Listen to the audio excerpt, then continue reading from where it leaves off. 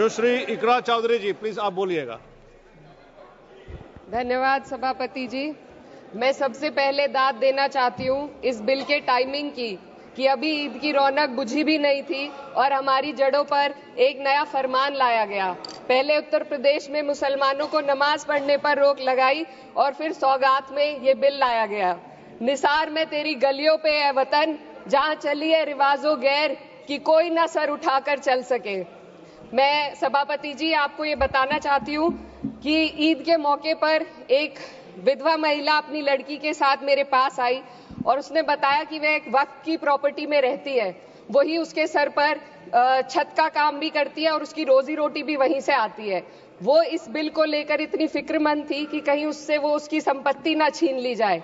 वो अकेली एक ऐसी महिला नहीं है, ऐसे लाखों लोग हैं जो वक्फ की गरीब महिलाएं जो वक्फ की संपत्ति से अपना रोजगार चला रहे हैं। और ये जो वक्फ बाय यूजर क्लॉज के हटाने से लाखों वक्फ की जायदाद अपना स्टेटस खो देंगी और लाखों लोग इसी तरीके के लोग सड़कों पर आ जाएंगे। वक्फ क्या है? वक्फ बाय यूजर क्या है? इसका ये मतलब है कि कोई जायदाद अगर सालों से दीन और भलाई के कामों के लिए इस्तेमाल हो रही हो तो वो खुद ब खुद वक्फ मानी जाएगी। हिंदुस्तान की अदालतों ने भी इस बात को तस्लीम किया है। वक्फ बाय यूजर सिर्फ वक्फ बोर्ड को ही मिली कोई खास सौगात नहीं है, ये बल्कि सभी अन्य धार्मिक ट्रस्टों को परंपरा और यूज के आधार पर बिना किसी डॉक्यूमेंटेशन के धार्मिक चरित्र को डिक्लेयर करने का राइट मिला हुआ है। भारत के संविधान के आर्टिकल 13 क्लॉज 3 में कस्टम और यूसेज को कानूनी वैधानिकता प्रदान करता है। इसी आर्टिकल से वक्फ बाय यूजर भी निकला गया है।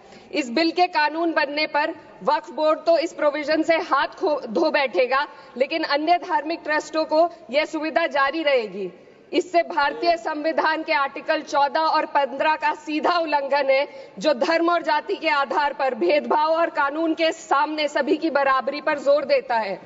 मैं इसके साथ ये भी कहना चाहती हूँ कि सत्ता के लोग जो एक दूसरे की पीठ थपथपा रहे हैं कि वक्फ बाय यूजर का जो अमेंडमेंट इन्होंने दिया उसको एक्सेप्ट कर लिया गया है, लेकिन इनकी शरारत यह है कि उसके साथ ही एक ऐसा प्रोवाइजो इसमें शामिल किया गया जिसके आधार पर यह कहा गया है कि अगर कोई भी वक्फ की संपत्ति विवादित हो तो वो अपना वक्फ स्टेटस खो देगी। तो जो अमेंडमेंट इन्होंने दिया है जिसको एक्सेप्ट कर लिया गया है उसका कोई मतलब नहीं है, ये इनकी नीयत है जो साफ जाहिर हो रही है। सोने पर सुहागा एक काम और किया है, सरकार ने वक्फ की कानून के सेक्शन 107 को हटाकर लिमिटेशन एक्ट में 12 साल तक ही किसी के खिलाफ अदालत में जाने का प्रोविजन है। सेक्शन 107 में बोर्ड को लिमिटेशन एक्ट से राहत मिली हुई थी। वक्फ बोर्ड कभी भी अवैध कब्जाधारियों के खिलाफ अदालत जा सकता था। अगर ये सेक्शन ना हो तो अवैध कब्जा करने वाले लोग कानूनी प्रक्रिया का फायदा उठाकर वक्फ की प्रॉपर्टी को हड़प सकते हैं। अन्य धार्मिक ट्रस्टों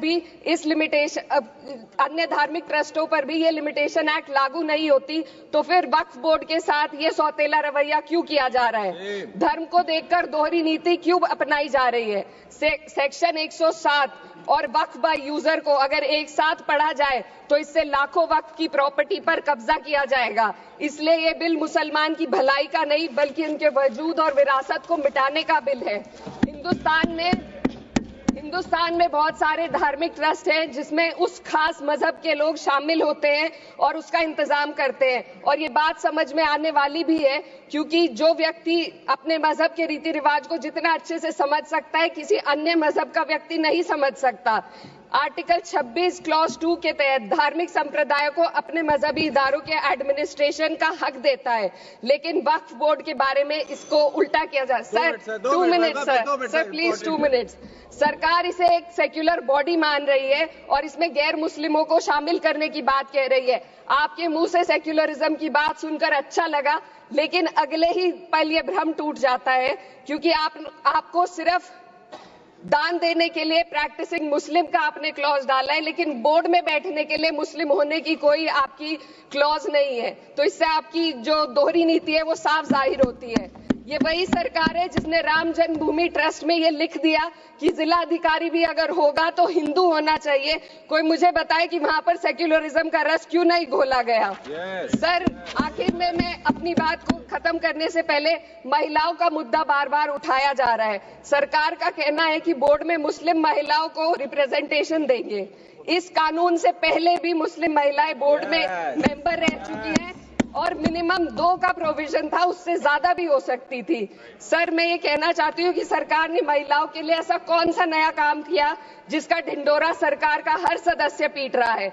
इस बात की तायद अगर आपकी तरफ से कोई मुस्लिम महिला करती तो हम उसका यकीन भी करते, लेकिन अफसोस आपकी इतनी लंबी कतार में एक भी मुस्लिम महिला नजर नहीं आती है। महिला नहीं है, एक महिला। सर, मैं खुद एक मुस्लिम महिला हूँ।